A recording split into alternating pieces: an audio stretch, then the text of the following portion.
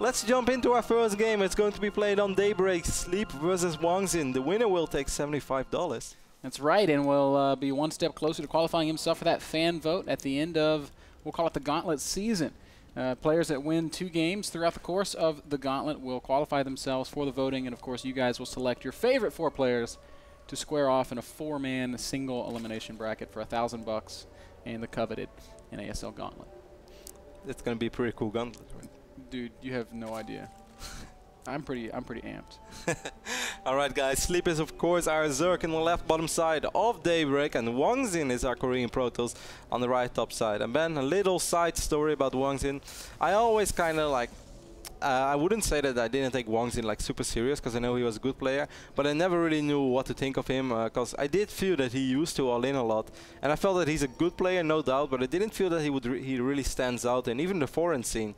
But then I actually paid closer attention to his games, and he was starting to play really well. He switched up his play quite a bit, and I started liking it. And when I really started to fall in love with Hwangsin is after he made that one post on Team Liquid, where he said, guys, you are hurting me. If I win long game, you guys say Hwangsin noob. If I all in, it's still Hwangsin noob. You guys really mean. And I was like, oh, that's so sad. Because he was actually saying that he worked really hard, that he practiced really hard. And you could see that because his gameplay was becoming so much better. And since then, Ben, I am a little Hwangsin fan. He has become a very solid player, Kevin. I'm excited to see him playing against Sleep here on Daybreak.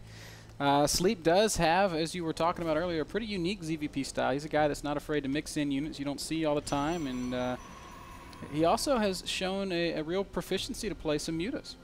Yeah, I actually love how Sleep plays EVP because he gets a little bit of everything. So far, good blocking by Hwangsin, but then eventually he gave up. He didn't want to take more than the amount of hits that he took, so he wouldn't take any real damage. I'm a little bit surprised that he didn't want to take any more damage, but well, I guess he's not too worried about his hedge going up yet. We saw Nexus first, and it was a 15 Nexus, so that's really quick. And he's going to follow it up with a Forge, so he's not super greedy. It's not the Roddy build, Kev. The new and improved Roddy build. Well, you want to tell everybody about it? No. I mean, I've just been experimenting with it. What I basically told Ben the other day is that I'm starting to have some serious issues with Zerg, as many Protoss players. So I started to experiment with Nexus first and then Gateway and then Forge. But actually I'm starting to feel that it doesn't really all connect because I don't have the money to drop the Cybercore immediately because I need the cannon as well. So basically it makes no sense to delay my Forge. It's kind of like how Grubby used to play PvZ, but then he got like the Forge at 16 just like literally 1 or 2 seconds before he got the Nexus. Like even when he had the money already, he didn't drop it yet. That's kind of where the idea comes from. But I guess Grubby back then already figured out that you can't connect everything or put all the pieces together. So the optimal build order is not there yet, Ben. I had quite a break. Man. Great scouting there by Hwangsin. He was looking for that third base of Sleep. Sleep tried hiding that drone for a little while, but Hwangsin, being nice and thorough with his probe, was able to spot it and knows now that the Zerg player has gone for this fast 3 base. Ling's going to continue chasing the probe across the middle of the map just to keep any pylons out of the equation. We all know how dangerous a single probe can be if he gets that pylon down somewhere in a sneaky position. It's kind of something of the old days in PvZ. That's how a lot of Protoss strategies, like they kind of were based around the whole fact of getting a secret probe out there and dropping a pylon eventually somewhere on the map and then be able to get that gateway pressure off as sort of a surprise. But nowadays Zerg just keep the game so much better. Like controlling the map, pretty much checking every single area, knowing where probes could possibly hide and knowing how dangerous those probes can be. And what used to be something really good and unique from a few Zerg players who always found the probe, it's kind of becoming a standard thing and every pro Zerg does it. Yeah, I agree.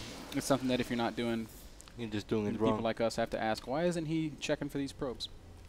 Exactly. Normal macro stuff so far, Kev. Yeah, Sleep is already ahead in the work as well. He just dropped 2 extractors, but still a lot of drones going up. So he was ahead in workers before the 6-minute count, and that's in general a very good thing for Zerg. Because if Protoss delays it a little bit and chrono boosts out a lot of probes, you would normally say that it happens around 6:30, 6:45. So I think Sleep is quite pleased with how freely he's been able to macro so far. Yep, and Hwangsin's actually getting a pretty fast robo, throwing that robo down before he gets the gases in his natural. Hasn't started any upgrades either, and is only producing sentries right now. So it's going to be 4-gate robo, which has become, frankly, the norm in ZVP or PvZ. Maybe a little bit of Warp Prism action, or do you think that's too far-fetched? It could be any number of things. I mean, this build can easily become an Immortal push. It can easily become a fast third base. And it can easily become Warp Prism harass. And we do see that Warp Prism going down, Kev, so you were exactly right. Man, I had quite a break, but I'm still top right on my game, Ben. I'm still spot on. We see Hwangsin dropping more and more prominence. Of course, doesn't want to be supply blocked. He only has 36 probes, and we see 10 more drones on the way for Sleep. So Sleep right now already is going to be over 50 workers. So needless to say, Sleep, all he has to do right now is defend. And if he doesn't take too much damage, if he doesn't allow the Warp Prism to go up and force field the ramp in his main base, for instance, I actually think he's going to be in really good shape already. Yeah, I think so too. He's enjoying a very healthy economy. He's got units around the third base of Hwangsin, so it's not like Hwangsin can easily walk out and take another Nexus. And, you know, he's investing in this Warp Prism harass, and if this doesn't pan out, it's going to be a bad day. Spore Crawlers are going up as well. Sleep a little bit confused. He doesn't have that many Overlords on the map. Will this Overlord? Nah, Hwangsin should be aware of that. I don't think Hwangsin is actually... Oh, he's going to fly it right across the Overlord, so Sleep knows exactly what's going on. But Sleep already has the amount of... well, he's actually just going to drop the sentries, knowing that it's not going to be a surprise anymore. I'm a little bit worried, man, for Hwangsin, because he has such a weak economy. It's 65 drones already against 42 probes. Yep, and roaches are in production for Sleep, and he'll put those in good spots, keeping these sentries from really being able to get a whole lot done. Even burrowing some spores around the map, just making it harder for the Warp Prism to be effective. And what will Hwangsin's follow-up be? He's made an Immortal and a couple more units out on the other side of the map. So Warp Prism does get spotted there again, but no units lost just yet. Yeah, so I guess Hwangsin is just going to follow it up with a lot of gateway units. We see more gates in production right now. 3 more gates and +1, so it's going to be a 7-gate +1 with a Warp Prism and, well, 2 single Immortals, so not 1 lonely Immortal, but I don't know, Ben, it's going to be very hard. The force fields are going to have to be excellent, even though right now Sleep's army is not that big yet, but this is the moment where he's able to muster out so many units. Oh yeah, he's at 28 Zerglings in production. He's getting his Roach speed and +1 ranged attack. Right now, Hwangsin just kind of inching forward. There's only 2 Immortals in this army, but with good force field, those 2 Immortals can be very, very dangerous. Yeah, Sleep has way too much money, and this is definitely not the moment where Sleep wants to engage it. The Spore Crawler is going to voice. Oh, those force fields not quite perfect. A lot of units streaming through. Finally, he does close off the gaps. Immortals hammering away, and Sentry's actually doing a really good job here.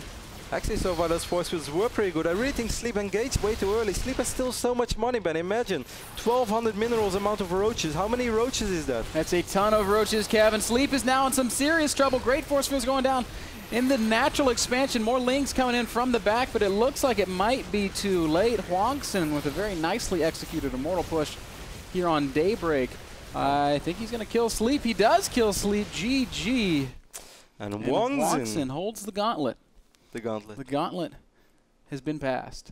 Well, it wasn't actually passed. It was just taken. It was taken. It was claimed. Hwangsin is like, what do I have here? It's a gauntlet worth $75. So congratulations to our Protoss player. Ben, I'm a little bit disappointed. We were kind of hyping up Sleep, and I'm still a big fan of Sleep, certainly as ZVP. But he didn't really play all that well in this game. He had a very good economy. He knew what was coming. He saw the Warp Prism in time. He had units outside of the base as well. And still, he just didn't... somehow wasn't able to make the amount of units. He just wasn't quite ready. I mean, he saw enough to prepare for that kind of a push. Like he really should have had more units or macroed more cleanly or something.